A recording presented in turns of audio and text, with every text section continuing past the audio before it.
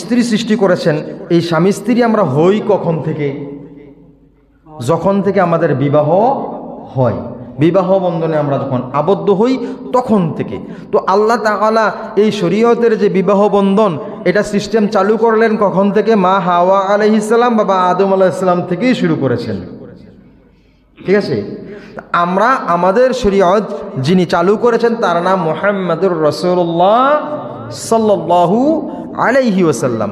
এই মোহরানার মাধ্যমে তিনি সিস্টেম চালু করে দিয়েছেন, তৌফিক অনুসারে মোহরানা আদায় করো এবং বিবাহ বন্ধনে আবদ্ধ হও।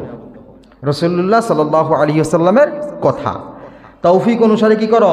মোহরানা আদায় করো এবং বিবাহ বন্ধনে আবদ্ধ হও। আচ্ছা, তো আমরা প্রথম যে আলোচনাটা স্বামী স্ত্রীর যে হক, প্রথম হকটা কি? স্বামী তার স্ত্রীর মোহরানা আদায় করবে, মোহরানা আদায় করবে। তো স্বামী তার স্ত্রীর মোহরানা আদায় করবে। এই যদি মোহরানা ব্যতীত কোনো স্বামী হাসরের ময়দানে উঠে যায়, মৃত্যুবরণ করে ফেলে হাসরের ময়দানে উঠে যায়, রাসূলুল্লাহ সাল্লাল্লাহু আলাইহি ওয়াসাল্লাম ইরশাদ করেছেন, মোহরানা আদায় ছাড়া যদি কোনো স্বামী মৃত্যুবরণ করে হাসরের ময়দানে সে ব্যভিচার অথবা ব্যভিচারিণী, অর্থাৎ দুইজন, একজন অপকর্ম করেছে একজনের সাথে, এই চেহারা নিয়ে হাসরের ময়দানে উপস্থিত হবে। নাউজুবিল্লাহ বলি। বলছে কি? রাসূলুল্লাহ সাল্লাল্লাহু আলাইহি ওয়াসাল্লাম, পয়গম্বর বলেছেন, যদি মোহরানা আদায় করা ছাড়া কেউ মৃত্যুবরণ করে। এখানে মোহরানা এই জন্য আমাদের ছোট করে ধরতে হবে। কি করে? ছোট করে, অল্প করে, যাতে করে আমরা এটা আদায় করে মৃত্যুবরণ করতে পারি। তৌফিক অনুসারে যদি কারো বেশি থাকে বেশি দেবেন, ঠিক আছে, কিন্তু তৌফিক অনুসারে একজনে পারবে 50,000, আমরা 5 লাখ ধরবো না, ঠিক আছে। তো ছোট করে করতে হবে যাতে করে আমরা হাসরের ময়দানে জেনাকার হইয়া না উঠতে হয়, জেনাকার হইয়া হাসরের ময়দানে উপস্থিত হওয়া না লাগে, একজন ব্যভিচারক হিসেবে না উঠতে লাগে। তো আমরা এই হকটা, প্রথম হকটা কি সেটা আদায় করে দেব। তারপর তার যে বরণ পোষণের দায়িত্ব, একজন স্বামীর বরণ পোষণের দায়িত্ব যথাযথভাবে হক আদায় করার চেষ্টা করব। তারপরে বড় বড় যে হকগুলো আছে, একটা স্বামীর উপরে ফরজ হক, ফরজ তার স্ত্রীকে পর্দার বিধান মানিয়ে চলানো, পর্দার বিধান বুঝানো, পর্দার বিধান বুঝানো, নামাজ বুঝানো, রোজা বুঝানো, হজ বুঝানো। ইসলামের যে ফরজ হুকুমগুলো আছে এইগুলো তার স্বামী, প্রথম হক থাকে বাবার, যখন স্বামীর কাছে আসবে তখন স্বামী তাকে এগুলো কি করা? ভালো করে বুঝিয়ে দেওয়া, ভালো করে শুধু খাওয়াইলেন, পরাইলেন, কাপড় চোপড় ভালো ভালো দিলেন, এটা হলেই হক আদায় হবে না। এটাও হকের আওতায়, কিন্তু শুধু এটাই আদায় হবে না।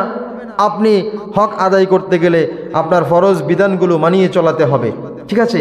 পর্দার বিধান চালু করতে হবে, নামাজ পড়ছে কিনা দেখতে হবে, রোজা রাখে কিনা দেখতে হবে, জাকাতের জন্য সে প্রস্তুত কিনা, হ্যাঁ, এই ব্যাপারে দেখতে হবে। তার যদি সম্পদ থাকে, যেগুলা হজ করা সম্পদশালীদের জন্য, জাকাত দেওয়া সম্পদশালীদের জন্য, আর সম্পদশালী না হইলে সাধারণত আমরা দেখব সে নামাজি কিনা, রোজাদার কিনা, হ্যাঁ, আল্লাহর ফরজ বিধান মেনে চলে কিনা, আল্লাহ তাআলার ইসলাম মানে কিনা, রসুলের তরিকা অনুযায়ী চলার চেষ্টা করে কিনা, এইগুলা দেখা এবং চেক দেওয়া এবং বুঝিয়ে দেওয়া, শিক্ষা দেওয়া স্বামীর প্রথম হক, প্রথম দায়িত্ব। তারপর তার বরণ পোষণের দায়িত্ব, হ্যাঁ, খাবার দাবার আমরা ইনশাল্লাহ এটা ভালো বুঝি, এটা ভালো বুঝি। স্ত্রী মাঝে মধ্যে এমন দেখা যায়, হ্যাঁ, পোলাপাইন একটু বড় হইলে পোলাপাইনে কয়, হুজুর ওয়াজ করেন, ওয়াজ করার সময় কইতে পারেন না, এই মা বাবার উপরে পোলাপাইনটা তাড়াতাড়ি বিয়ে করানো ফরজ। কি কয়? মা বাবার উপরে তাড়াতাড়ি বিয়ে করানো ফরজ। এরকম পোলাপাইনে মাঝে মধ্যে আইসা যুবক ভাইয়েরা বইলা দেয় হুজুর রে। তা আমরা তো বয়ান করার সময়গুলো বলি, তারপরও তারা একটু স্মরণ করাই দেয় যে হুজুর এই বয়ানটা কইরেন। এখন এই কথাটা হাসি, কিন্তু শিক্ষার বিষয়। ছেলে জানে মা বাবার উপরে পোলাপাইনকে বিয়ে করানো ফরজ, মেয়েকে বিয়ে দেওয়া ফরজ, এই কথা জানে। বিয়ের পরে স্ত্রীকে কিভাবে চালানো ফরজ এটা জানে না এই ছেলেটাই। যেই ছেলে জানে মা বাবা বিয়ে করানো ফরজ, এই ছেলে জানে না যে ভবিষ্যতে স্ত্রীকে কোনভাবে রাখলে ফরজ আদায় হবে, হক আদায় হবে। ইসলামের ফরজগুলো জানে না। বিয়ে করে দিছে, মনে করে এটাই ফরজ, এরপরে যা খুশি তা করে, যেভাবে খুশি এভাবে চলে। এর পরের ফরজটির দিকে আর খেয়াল থাকে না। অনেক ছেলেরা, অনেকে আবার থাকে, তো যারা জানে না, যারা বুঝে না, তাদের জন্য এই বয়ান। অবশ্যই স্ত্রীর হকের মধ্যে আওতায় পড়ে শুধু বরণ পোষণ দিবেন, আপনি যা খাওয়াবেন তারে তা খাওয়াইবেন, আপনি যা পড়বেন তাকে তা পড়াইবেন, হ্যাঁ, আপনি যা ব্যবহার করবেন, আপনি যা পছন্দ করেন স্ত্রীর জন্য তাই পছন্দ করবেন। সুন্নতকার রাসূলুল্লাহ সাল্লাল্লাহু আলাইহি ওয়াসাল্লামের সুন্নাত, কিন্তু তাকে পর্দা করাবেন, নামাজি বানাবেন, কোরআন তেলাওয়াতকারী বানাবেন, আল্লাহর বিধান মান্যওয়ালা বানাবেন, এটাও আপনার উপরে ফরজ। এটার জন্য তাকে কি করবেন? বলতে হবে, শাসন করতে হবে, চাপ প্রয়োগ করতে হবে। আবার বেশি চাপ প্রয়োগ করা যাবে না, বেশি চাপ প্রয়োগ করা যাবে না, বেশি নয় কিন্তু আস্তে ধীরে চাপ প্রয়োগ করতে বলেছেন রাসূলুল্লাহ সাল্লাল্লাহু আলাইহি সাল্লাম, যে তোমরা স্ত্রীদেরকে শাসন করবে, তবে হার্ড নয়, রিল্যাক্সে, আস্তে ধীরে, একদম অল্প আকারে। বেশি চাপ দিলে তারা বাঁকাহারের তৈরি ভেঙে যাওয়ার সম্ভাবনা আছে। এই জন্য আমি ওই জন্ম প্রথম কাহিনীটা বুঝাইছি। কিসের তৈরি? তারা কিসের তৈরি? বাঁকাহারের তৈরি। আমাদের পাঁজরের হাড়গুলো কি বাঁকা না? রাসূলুল্লাহ বলেছেন তারা বাঁকাহারের তৈরি, তাদেরকে বেশি প্রেসার দিলে ভেঙে যাওয়ার সম্ভাবনা আছে। এইরকম একটা লাঠি, এটা এইভাবে রাইখা জোরে চাপ দেন, ভাঙবে না। এই কথাটা বুঝিয়েছেন রাসূলুল্লাহ সাল্লাল্লাহু আলাইহি ওয়াসাল্লাম। বলেছে বাঁকাহারের তৈরি, বেশি প্রেসার দিলে ভেঙে যাবে। আবার ছেড়ে দেওয়া যাবে না, ছেড়ে দেওয়াও যাবে না। ছেড়ে দিলে আপনি হাসরের ময়দানে উপস্থিত হবেন একজন ব্যভিচারক হিসাবে। হ্যাঁ, আবার কোরআন বলেছে যদি আশঙ্কা করো তোমার স্ত্রী অন্য পুরুষে আসক্ত, তাকে প্রহার করো। কে বলেছে? কোরআন বলেছেন আল্লাহ। যদি এরকম আশঙ্কা করো তোমার স্ত্রী অন্য পুরুষ আসক্ত, তাহলে তাকে কি করো? প্রহার, আঘাত করো। আঘাত করতে যেই আঘাত করার যেই আয়াতের তাফসিরটা, এই তাফসিরটা লিখতে যাইয়া মুফাসসিরিনগণ লিখেছেন এই আঘাত করার যেই লাঠি, এই লাঠিটা 1.5 হাত 3 হাত 5 হাতওয়ালা না, একটা মেসওয়াক থেকে অল্প 2 ইঞ্চি বড়, একটা মেসওয়াক থেকে অল্প একটু বড়। মেসওয়াক আমরা যেরকম ব্যবহার করি তার থেকে অল্প একটু বড়। এই রকম লাঠি দিয়ে তাকে প্রহার করতে বলেছেন। প্রহারটা করতে বলেছেন কোথায়? এখন মা বোনেরা শুনবো এই বয়ানটা শোনার পরে কইব হুজুরে কইছে আমরা মারতো। ভালো করে শোনেন, মারতে কই নাই, মারতে কইছি না, কইছি যদি আশঙ্কা করেন অন্য পুরুষের সাথে সে কথা বলে, যোগাযোগ করে, মেলামেশা করে, আসা যাওয়া করে, তাহলে এটার শিক্ষা আছে। আমাদের একজন পয়গম্বর আছে হযরত আইয়ুব আলাইহিস সালাতু ওয়াস সালামের জীবনী থেকে, আসেনি? শিক্ষা আছে, এটা আসতেছি একটু পরে। তো পুরুষের যে দায়িত্ব সেটা হলো কি, এইভাবে তাকে ফরজ বিধান আগে মানিয়ে নেওয়া, মানানোর চেষ্টা করানো, হ্যাঁ, আল্লাহ তাআলার হুকুম মতো জীবনযাপন করার শিক্ষা দেওয়া, ওই রকম পরিবেশ তৈরি করে দেওয়া। আপনি আবার এমন কিছু পর্দাশীল আছে, আমি দেখেছি পর্দাশীল হুজুরের বয়ান শুনছে, স্ত্রীকে পর্দা করানো ফরজ, হুজুরে বয়ান করছে, এই বয়ান শুননা এবার যাইয়া বেডিরে যাইয়া পিড়াইতে শুরু করছে, অথচ পুরা বাড়ি খোলা বাজারের মতো। বাড়িটা কি বাজারের মতো খোলা, বাড়িতে যেয়ে পিড়াইতে শুরু করছে, বাড়িতে যেয়ে পিটাইতে শুরু করছে। পর্দা করস না, হুজুরে কইছে পর্দা করা ফরজ, তোর লাগে বলে আমারে জাহান্নামও দিব, তুই পর্দা করস না কি রে, ওই লাঠিতে পিটাইতে শুরু করছে।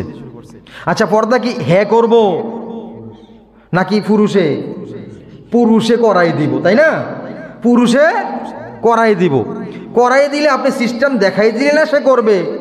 আপনি বাড়ির চারপাশ দিয়ে যে কোনো একটা কিছু দিয়ে একটা বেড়া দিয়ে দেন, ঘরের ভিতরে একটু ওইরকম পর্দা সিস্টেম চালু করে দেন, হ্যাঁ, এরপরে চলাচলে যেখানে হাঁটা বাজারে যাবে ওইরকম আপনার কাছে বোরকা নাই, হেজাব নাই, নেকাব নাই, কিচ্ছু নাই, পোশাক নাই, আপনি বলবেন বাজারও যেতে পর্দা করিস, হবে? হবে না। আপনি ওগুলো ব্যবস্থা করে দিতে হবে। বাড়ির আশেপাশে আপনার স্ত্রী শহরে যায় না, জমিনে যায় না, মাঠে যায় না কাজ করে, আপনি বলবেন ওখানে গেলে পর্দা নষ্ট হয়ে যাবে না।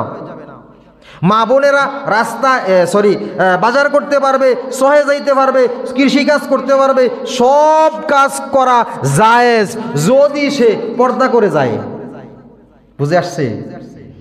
কারণ আমাদের দেশের, আমাদের বিশ্বের আরব কান্ট্রিগুলোতে এই মেয়েরা সব কাজ করে পর্দার সাথে, করে কিনা? পর্দা যদি ঠিকমতো করা যায়, আর পর্দা খুলে বেহায়াপনা করে কাপড় চোপড় ছোট পরে অথবা শরীর দেখিয়ে কাজকর্ম করা জায়েজ নাই, এগুলো হারাম। এই জন্য মেয়েদেরকে পর্দা করাতে হবে কে? স্বামী। কে করাতে হবে? স্বামীর যেই সকল হকগুলো, এগুলো বলছি আমি। হ্যাঁ, তারপর সব বিষয়ে আপনি সব বিষয়ে তার খেয়াল করবেন। যখন তাকে আপনি গ্রহণ করেছেন, বিবাহ করেছেন, শাদী করেছেন, নিকাহ করেছেন, সেই দিন থেকে সমস্ত দায়িত্ব আপনার উপরে অর্পণ হয়। আপনি তাকে সব পরিচালনা করবেন, ঠিক আছে? কারণ হলো আপনি মোহরানা দিয়ে তার বাবা থেকে ক্রয় করে নিয়ে এসেছেন। আজ থেকে আমার এই কথা বলি, কবুল মানে কি? আমরা কবুল বলি না? কবুল মানে কি? গ্রহণ করা। কি করা? গ্রহণ করলেন। আপনি তার মালিকানা গ্রহণ করলেন। কি করলেন? তার মালিকানা গ্রহণ করলেন। আপনি আজ থেকে তার মালিক। আপনি বললে সে বেড়াতে যেতে পারবে, আপনি বললে বাজারে যেতে পারবে, আপনি বললে সয়ে যেতে পারবে, আপনি বললে সে ঘর থেকে বের হতে পারবে। যদি না বলেন তাহলে যাওয়া যাবে না, যাওয়া যাবে না। হাদিস শরীফে রাসূলুল্লাহ সাল্লাল্লাহু আলাইহি ওয়াসাল্লাম বলেছেন, পয়গম্বর সাল্লাল্লাহু আলাইহি ওয়াসাল্লাম মেরাজের সময়, মেরাজের রাত্রিতে যখন জান্নাত জাহান্নাম পরিদর্শন করেন, যখন জাহান্নামে পরিদর্শন করেন, তখন যাইয়া কিছু বেশিরভাগ জাহান্নামী নারীদেরকে দেখলেন। কিছু নারীকে দেখলেন জিহ্বার সাথে লোহার আগুনের রড দিয়ে ঝুলিয়ে জাহান্নামের আগুনে নিক্ষিপ্ত করা আছে, ঝুলিয়ে রেখেছে, আর নিচের দিক থেকে আগুন জ্বালিয়ে পোড়ানো হচ্ছে। পয়গম্বর জিজ্ঞাসা করলেন, জিবরাইল, এই যে জিহ্বার সাথে একজনকে ঝুলিয়ে রাখা হয়েছে, একজন নারীকে, তার কোন অপরাধের কারণে তাকে এই শাস্তি দেওয়া হচ্ছে? জিবরাইল উত্তর দিলেন, পয়গম্বর, তাকে এই শাস্তি দেওয়ার কারণ হলো এই মহিলা তার মুখের জবান দ্বারা, কথা দ্বারা, তার বাক্য দ্বারা তার স্বামীর মনে কষ্ট দিয়েছে, তার পাড়া প্রতিবেশী আপনজনদেরকে কষ্ট দিয়েছে। তার স্বামীর মনে কষ্ট দেওয়ার কারণে আল্লাহ তাআলা তার জিহ্বার সাথে রড দিয়ে ঝুলিয়ে আগুনের উপর তাকে এইভাবে শাস্তি প্রয়োগ করতেছে। এরপর আরেকজনকে দেখলেন, তার স্তনের সাথে রডের সাথে এরকম আগুনের রড দিয়ে ঝুলিয়ে রেখেছেন। পয়গম্বর জিজ্ঞাসা করলেন, জিবরাইল, এই যে লোকটা যার স্তনের সাথে, এই মহিলাকে স্তনের সাথে ঝুলিয়ে রাখা হয়েছে, কারণটা কি? এইটার কি কারণে এই শাস্তি ভয়ঙ্কর? পয়গম্বর সাল্লাল্লাহু আলাইহি ওয়াসাল্লামের প্রশ্নের জবাবে জিবরাইল বলেন, ওগো পয়গম্বর, তিনি যখন দুনিয়ায় ছিলেন, তিনি তার স্বামীর অনুমতি ছাড়া অন্য পুরুষের সন্তানকে স্তন্য দান করেছিলেন, অর্থাৎ দুধ পান করিয়েছিলেন তার স্বামীর হুকুম ছাড়া। একটা সময় এমন ছিল আরব কান্ট্রিতে একজন আরেকজনের সন্তান লালন পালন করত, এইরকম একটা সিস্টেম ছিল। হাদিস এসেছে, যদি কেউ তার স্বামীর হুকুম ছাড়া অন্য সন্তানকে দুধ পান করায় তাহলে তার শাস্তি এইরকম হবে, অনুমতি নিতে হবে স্বামীর থেকে, তাহলেই দুধ পান করাতে পারবে। কারণ একজন মা তার সমস্ত শরীর তার স্বামীর মালিকানাধীন, স্বামীর হুকুম ছাড়া অন্য কাউকে যেমনি দেখাতে পারবে না, এমনি করে এই শরীর দ্বারা অন্য কোনো মানুষের কোনো উপকারেও আসতে পারবে না। পয়গম্বর সাল্লাল্লাহু আলাইহি ওয়াসাল্লাম আরেকটু অগ্রসর হলেন, দেখলেন একজন নারী মা, তার দুই হাত ঝুলানো, নিচ থেকে জাহান্নামের আগুন দাউ দাউ করে জ্বলতেছে। পয়গম্বর জিজ্ঞাসা করলেন, জিবরাইল, এই যে লোকটা তা হাতের সাথে ঝুলন্ত, এটার শাস্তি কেন হলো? বললেন পয়গম্বর, দুনিয়ায় থাকা অবস্থায় স্বামীর সম্পদ ছিল, সম্পদের চাবি এই মহিলার হাতে ছিল। তিনি তার স্বামীর হুকুম ব্যতীত, তার স্বামীর আদেশ ছাড়া স্বামীর সম্পদগুলো যেভাবে খুশি এইভাবে খরচ করে গেছে, যেইভাবে খুশি এইভাবে খরচ করেছে, যাকে খুশি তাকে দান করে ফেলেছে। এই রকম মা বোন আমাদের দেশে বর্তমানে আছে না নাই? হ্যাঁ, আল্লাহু আকবার। স্বামী যখন তার চাবি, সম্পদের চাবি স্ত্রীর হাতে দেয়, স্ত্রী মনে করে আমাকে তো এই ঘরের এই সংসারের বাদশাহ বানিয়ে দেওয়া হয়েছে, রাজা বানিয়ে দেওয়া হয়েছে, মালিক বানিয়ে দেওয়া হয়েছে। আমি বলে যাই, ও মা, ও বোন, ও আল্লাহর বান্দিরা, যদি স্বামীর সম্পদের চাবি তোমার হাতে থাকে, যদি স্বামীর হুকুম ছাড়া এক মুষ্টি চাউল ভিক্ষা দাও, তাহলেও হাসরের ময়দানে তোমার হাতগুলোকে আগুনের রডের সাথে ঝুলিয়ে আল্লাহ তাআলা নিচের দিক থেকে আগুন জ্বালিয়ে তোমাকে শাস্তি প্রয়োগ করা হবে। এক মুষ্টি ভিক্ষা দিতে হলেও তার স্বামীর হুকুম লাগবে, তৎক্ষণাৎ হুকুম না। যদি এমন কেউ হয় যে একবারে হুকুম দিয়ে দিছে আমার এই সম্পদ থেকে তুমি যা খুশি করতে পারবে, তখন পারবে। এরপরে তৎক্ষণাৎ যখন দেবে তখন আর অনুমতির প্রয়োজন নাই। যদি বইলা দেয় যে আমি তোমাকে চাবি দিলাম, এই সংসারের সমস্ত দায়িত্ব তোমার হাতে দিলাম, আজকের পর থেকে তুমি যেভাবে খুশি খরচ করতে পারবে। আর যদি এই কথা না বলে, তাহলে ভিক্ষা দিতে হলেও স্বামীর অনুমতি লাগবে। ভিক্ষা দিতে হলেও স্বামীর অনুমতি ছাড়া হবে না। আমরা ইনশাল্লাহ এই মা বোনেরা এই আমলটুকু করব। আর একটু অগ্রসর হলেন পয়গম্বর সাল্লাল্লাহু আলাইহি ওয়াসাল্লাম, যাইয়া দেখলেন একজন মহিলাকে উপর করে পায়ের সাথে ঝুলিয়ে রাখা হয়েছে, আগুনের উপরে সাজা দেওয়া হচ্ছে। পয়গম্বর জিজ্ঞাসা করলেন, জিবরাইল, এই যে মহিলা পায়ের সাথে রডের সাথে আগুনের রড দিয়ে শিক দিয়ে এরকম করার সাথে ঝুলন্ত অবস্থায় মাথা নিচের দিকে করে আগুনের উপর নিক্ষিপ্ত করা আছে, এই মহিলা কোন অপরাধের কারণে এই রকম শাস্তি হচ্ছে?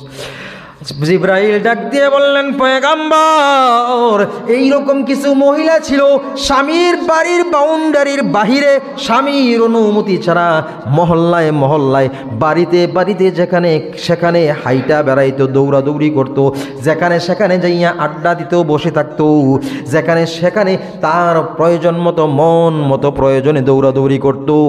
এই মহিলা স্বামীর বাড়ির বাউন্ডারির বাহিরে স্বামীর অনুমতি ছাড়া যাওয়ার কারণে এত বড় শাস্তি আল্লাহ তাআলা নারীকে দিয়ে রেখেছে। তাহলে আমাদের মা বোনদের অনুমতি নিতে হবে। অনুমতি ছাড়া স্বামীকে কি করা যাবে না? স্বামীর বাড়ির বাহিরে যাওয়া যাবে না, সম্পদ খরচ করা যাবে না, দুধ অন্য সন্তানকে পান করানো যাবে না। জিহ্বা দ্বারা কথা বলতে হলে স্বামীর সাথে সংযত হয়ে আদব রক্ষা করে পয়গম্বর সাল্লাল্লাহু আলাইহি ওয়াসাল্লাম বলেন, যদি কোনো মানুষকে মানুষ সিজদা দেওয়ার অনুমতি থাকতো, তাহলে আমি সর্বপ্রথম হুকুম দিতাম সমস্ত স্ত্রীগুলো যেন তার স্বামীর কদমে সিজদায় লুটে পড়ে। যদি সিজদার হুকুম থাকতো তাহলে অনুমতি দিতাম, হুকুম করতাম, স্বামীর পায়ে আগে সেজদা করো, স্বামীর পায়ে আগে সেজদা করো, এই অনুমতি দিতাম। কিন্তু অনুমতি নাই, এই জন্য কি করলাম না, পারলাম না। রাসূলুল্লাহ বলেন, তো এত এত হক স্ত্রী স্বামীর প্রতি। যদি স্ত্রীকে স্বামী ডাক দেয়, সে যদি দুধ গরম করতেছে, রান্না করতেছে, এমতো অবস্থায়ও থাকে, তৎক্ষণাৎ দৌড়ে স্বামীর হুকুম মান্য করার জন্য ডাকে সাড়া দিয়ে দৌড়ে স্বামীর সামনে আইসা উপস্থিত হয়ে যাবে। এই অনুমতি দিয়েছেন, এই হুকুম দিয়েছেন পয়গম্বর সাল্লাল্লাহু আলাইহি ওয়াসাল্লাম। পয়গম্বর সাল্লাল্লাহু আলাইহি ওয়াসাল্লাম বলেন, যদি কোনো স্ত্রী লোক দেখতে পায় তার স্বামীর সমস্ত শরীর পচন ধরে গেছে, পুজ হয়ে গেছে, ওই স্ত্রী যদি তার স্বামীর এই পুজগুলো জিহ্বা দিয়ে চেটে চেটে পরিষ্কার করে দেয়, তিনি এই কাজটা করার পর স্ত্রী মনে করবে আমার থেকে বড় স্ত্রী, এত পুণ্যবান নেককার স্ত্রী মনে হয় আর নাই। কিন্তু জানিয়া লও ও নারী, তুমি এই কাজটা করার পরেও তোমার স্বামীর হক পরিপূর্ণ আদায় হবে না। বলেছেন কে? রাসূলুল্লাহ সাল্লাল্লাহু আলাইহি ওয়াসাল্লাম। পুজ হয়ে গেছে, জিহ্বা দিয়ে চাইটা দিছে, এরপরে তিনি কি মনে করবেন? আমি আমার স্বামীর ক্ষতস্থানের পুজ চাইটা দিলাম, এত বড় ভালো কাজ কি হয়? রাসূল বলেন এরপরেও হক আদায় হয় নাই, পরিপূর্ণ হবে না, অর্থাৎ সম্পূর্ণ আদায় হয় নাই। রাসূলুল্লাহ সাল্লাল্লাহু আলাইহি ওয়াসাল্লামকে জিজ্ঞাসা করা হইল, সাহাবীরা জিজ্ঞাসা করলেন, পয়গম্বর কোন স্ত্রী লোক উত্তম? পয়গম্বর সাল্লাল্লাহু আলাইহি ওয়াসাল্লাম বললেন, ওই স্ত্রী লোক উত্তম যে স্ত্রী লোকের দিকে তাকাইলেই তার স্বামী খুশি হয়ে যায়। সুবহানাল্লাহ। কি হয়ে যায়? যেই স্ত্রী লোকের দিকে তাকাইলেই তার স্বামী কি খুশি। আপনি বলেন তো, স্ত্রীকে স্বামীকে খুশি করতে হলে আমরা এখন স্ত্রীরা কি করি? বিভিন্ন রকমের আটা ময়দা এটা সেটা বিভিন্ন কিছু লোশন কি যে কয় স্নো ক্রিম পাউডার এগুলা মাখা শুরু করি, তাই না? হ্যাঁ, কি করার জন্য? স্বামীকে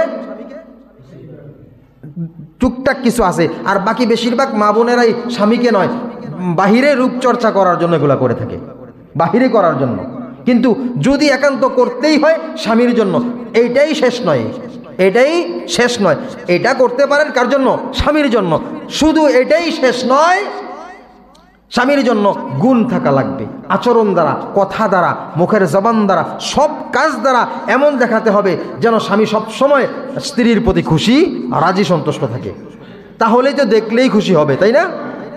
আর যদি আপনি রূপচর্চা করে রূপবতী হইছেন, হওয়ার পর আপনার রূপের দেমাগে গুণে আপনি স্বামীর সাথে দেখতেই পারেন না, মনে হয় যেন কি একটা হয়ে গেছেন, আপনার স্বামীর দিকে তো আপনিই কি করবেন?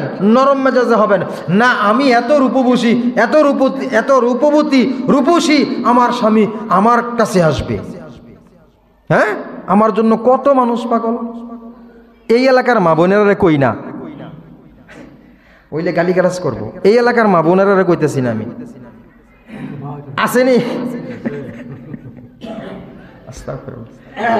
হ্যাঁ, অনেক মা বোনেরা আছে নিজের সুন্দরী সাজাইয়া স্বামী যেন তার কাছে আসে, তাকে এসে বারবার এটা সেটার জন্য কথা বলে, এইরকম একটা দেমাগ নিয়ে বসে থাকে।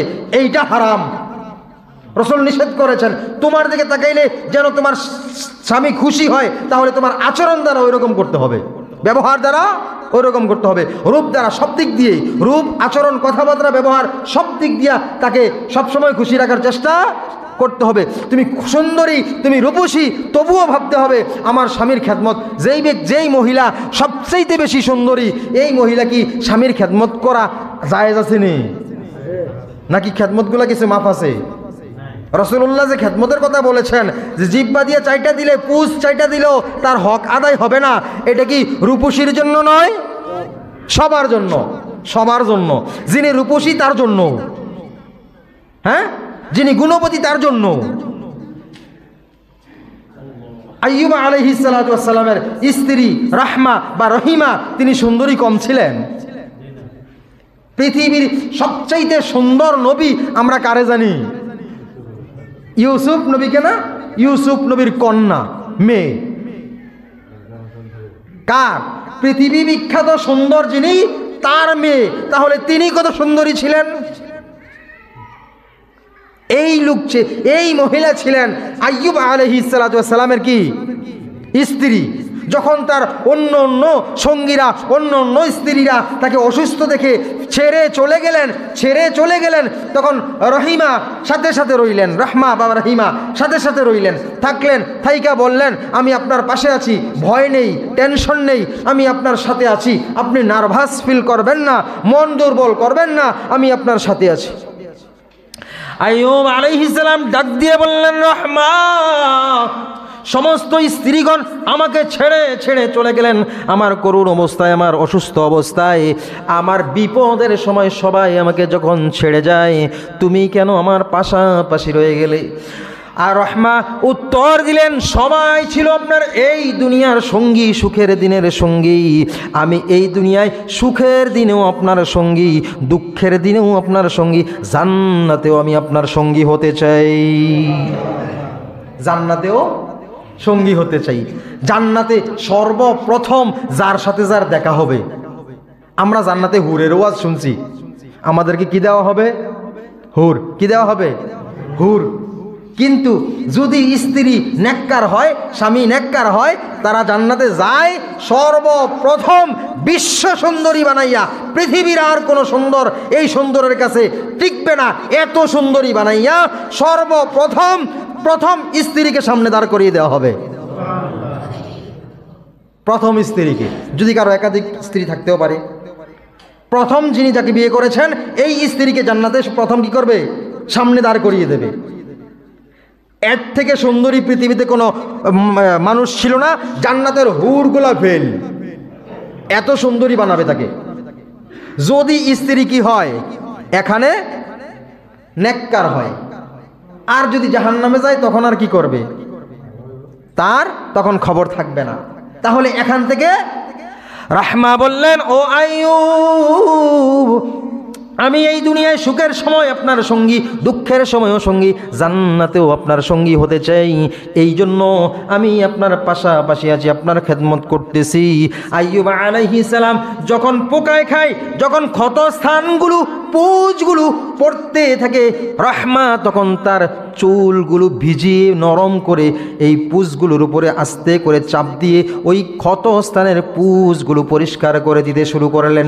কিছুদিন পর দেখা যায় যে এই চুল লাগাইলে আইয়ুব চিৎকার করে ওঠে, ব্যথা পায়, চুলের আঘাতটাও সহ্য করা সম্ভব হচ্ছে না, এত কষ্ট পাচ্ছে তিনি। আহত ক্ষতস্থানগুলোর উপরে চুল লাগাইলে তার কষ্ট হয়। তখন রাহমা বা রাহিমা তিনি এই জিহ্বাটাকে বের করে দিয়ে ক্ষতস্থানগুলোর উপরে জিহ্বার আগা দিয়ে চেটে চেটে পোকের এই ক্ষতস্থানের পুঁজগুলো পরিষ্কার করে দিয়েছে। এই ইতিহাস এই জন্য রাসূল বলেছেন, জিহ্বা দিয়ে চাইটা দিলেও পরিপূর্ণ হক আদায় হয় না, পরিপূর্ণ হক আদায় হয় না। একবার জিহ্বা দিয়া চাইটা দিয়া, এখন দেখা গেছে কিছু কিছু সময়, আমি একটা গল্প বলি মাঝে মধ্যে এই আলোচনাটা করতে যাইয়া। একতারা স্বামী স্ত্রী আসিল, সময় 5 মিনিট আছে কইলাই।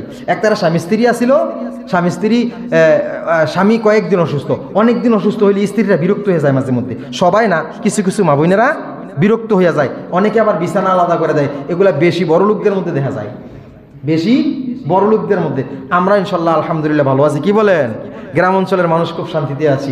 অসুস্থ হলে বছরের পর বছর আমাদের খেদমত করে আমাদের আম্মা জানেরা, তারা ভালো আছে।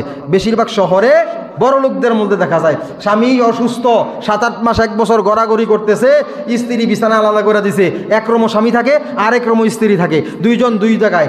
এইরকম অবস্থায় স্ত্রী আবার ফরেজগার, স্বামী অসুস্থ, নামাজ টামাজ সবসময় নামাজ কালাম পড়ে। তো এক সময় নামাজ পড়া স্বামীর কাছে এসে বসছে।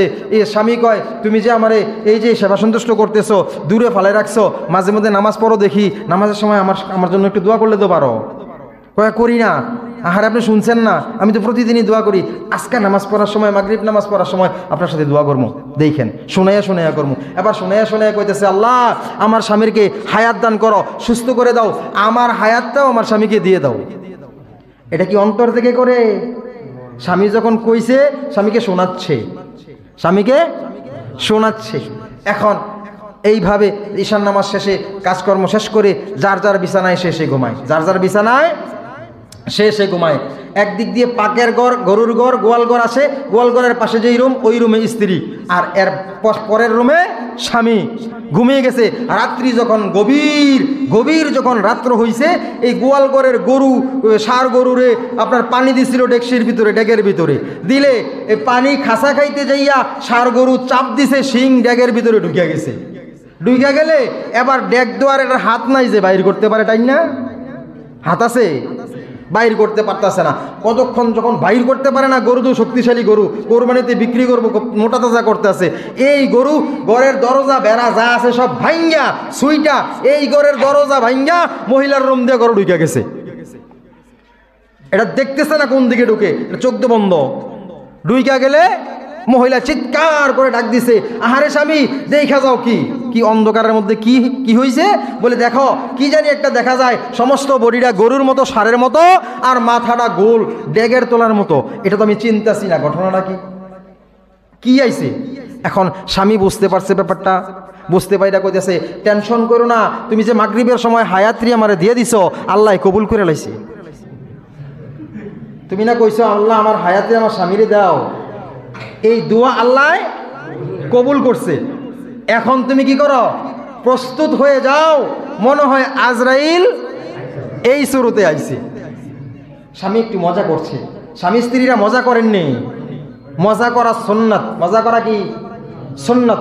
এখন যাইয়া বলবেন আসসালামু আলাইকুম, অমুকের মা, আব্দুর রহমানের মা, আব্দুল গফফারের মা, হ্যাঁ সালমানের মা, অমুকের মা, হুমুকের মা কইয়া হাতটা বাড়াই দিবেন, ধরো মুসাফা করি, এই সালাম দিবেন আর মুসাফা করবেন, সাথে সাথে বৃষ্টির মতো রহমত আল্লাহ নাজিল করে দেবে দুজনের মধ্যে। মজা এভাবে করা যায়, মজা এভাবে করা যায়।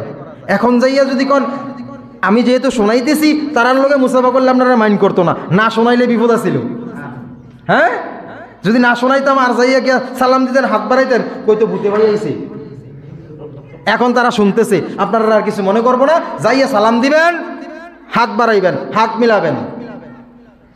এইবার স্ত্রী যখন এই কথা শুনছে, এখন তার ভিতরে কি আর আত্মা থাকে? চিৎকার, কিসের চিৎকার, চিৎকার করার অবস্থাও তার নাই। যখন শুনছে আজরাইল চলে আসছে, তখন তো তাড়াতাড়ি কইতেছে, ও আজরাইল, হাতে ধরি পায়ে ধরি, তুমি আমার বাপ লাগো, নানা লাগো, দাদা লাগো, আমি অসুস্থ না, যেই বেড়ার মৃত্যু করতে আইসো, যার মৃত্যুর জন্য তুমি আইসো, এটা ওই রুমে ঘুমাচ্ছে, আজকে 1 বছর ধরে অসুস্থ, বিছানায় ঘোরাঘুরি করতেছে। হায়াত দিছিল কারে?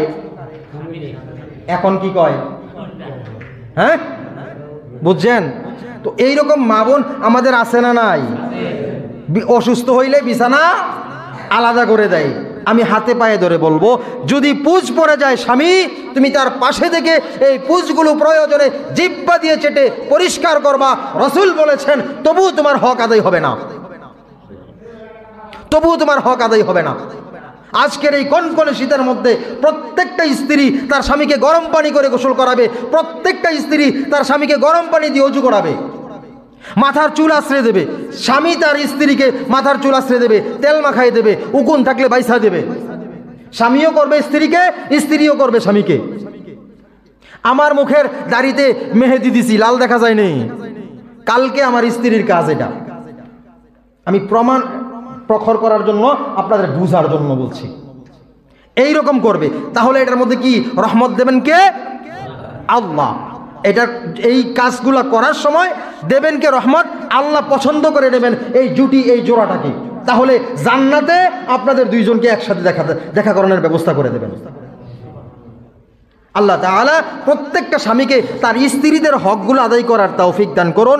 আর স্ত্রীরা যেন সবসময়, আমি আপনাদেরকে আবার বলছি, কোরআন বলেছে, যদি আশঙ্কা করেন অন্য পুরুষের সাথে আপনার স্ত্রী যোগাযোগ করে তাকে শাসন করবেন, প্রয়োজনে একটা লাঠি দিয়ে, ছোট লাঠি দিয়ে প্রহার করবেন, কোরআন বলছে। আর রাসূল বলছে, বেশি প্রেসার দেবেন না, বাঁকা হাড়ের তৈরি ভেঙে যাওয়ার সম্ভাবনা আছে। 2 রকম বুঝাইছি আমি আপনাদেরকে। একটা বললাম কি, একবার প্রহার করা যাবে যদি যে জেনার আসক্ত আশঙ্কা করেন, এইটা হলে, এছাড়া না। আর রাসূল বললেন বেশি প্রেসার দিও না। আমরা কথায় কথায় অনেক সময়, সব সময় দোষ ত্রুটি খোঁজার চেষ্টা করি, তাই না? এই জন্য রাসূল বলেছেন যে সব সময় কি কইরো না, বেশি প্রেসার দিলে বাঁকা হাড়ের তৈরি ভাঙে যাওয়ার সম্ভাবনা আছে। তো আল্লাহ তাআলা আমাদের এই সঠিক বুঝগুলো মেনে স্বামী তার স্ত্রীর হক, স্ত্রী তার স্বামীর হক সম্পূর্ণ আদায় করার তৌফিক আল্লাহ তাআলা আমাদেরকে দান করুন। আমরা জোরে বলি আমিন। আমরা এই মাসটা রজব মাস, রজব মাসে আমি প্রথম শুরুতে বলেছিলাম, আবার বলে দিচ্ছি, রজব মাসে রাসূলুল্লাহ সাল্লাল্লাহু আলাইহি সাল্লাম একটি দোয়া পড়তেন, আল্লাহুম্মা বারিক লানা। সবাই বলি, আল্লাহুম্মা বারিক লানা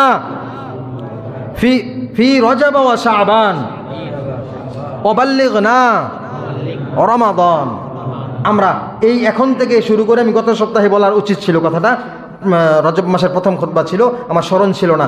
তো আজকে থেকে ইনশাআল্লাহ আমরা এই আমলটা করার চেষ্টা করব, শাবান মাস, রমজান আসা পর্যন্ত। রমজান আসা পর্যন্ত রজব এবং শাবান 2 মাসে এই দোয়াটা রাসূলুল্লাহ করতেন। আমরাও ইনশাআল্লাহ করার চেষ্টা করব। সকলে বলি ইনশাআল্লাহ। আল্লাহ তাআলা সমস্ত কথাগুলোর উপরে সর্বপ্রথম আমাকে আমল করার তৌফিক দান করেন, তারপর আপনারাও যেন প্রত্যেকটা কথা খারাপগুলো বেছে ছেড়ে দিয়ে ভালোগুলো আমল করতে পারেন। আল্লাহ তাআলা তৌফিক দান করে। আরেকবার বলি আমিন। ওয়া আখির দাওয়ানা আনিল হামদুলিল্লাহি রাব্বিল আলামিন। আসসালামু আলাইকুম ওয়া রাহমাতুল্লাহি ওয়া বারাকাতুহু।